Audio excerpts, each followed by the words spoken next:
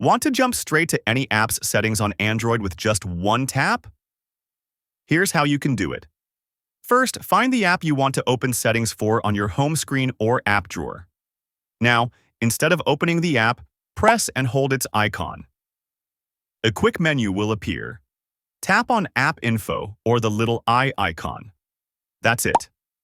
You're now in that app's settings instantly. From here, you can manage permissions, clear cache, force stop, or uninstall the app, all without going through multiple menus. If you want to do this even faster, swipe up to open the Recent Apps view, tap and hold the app icon at the top, then select App Info. Super quick, super easy, one tap, and you're right in the app settings.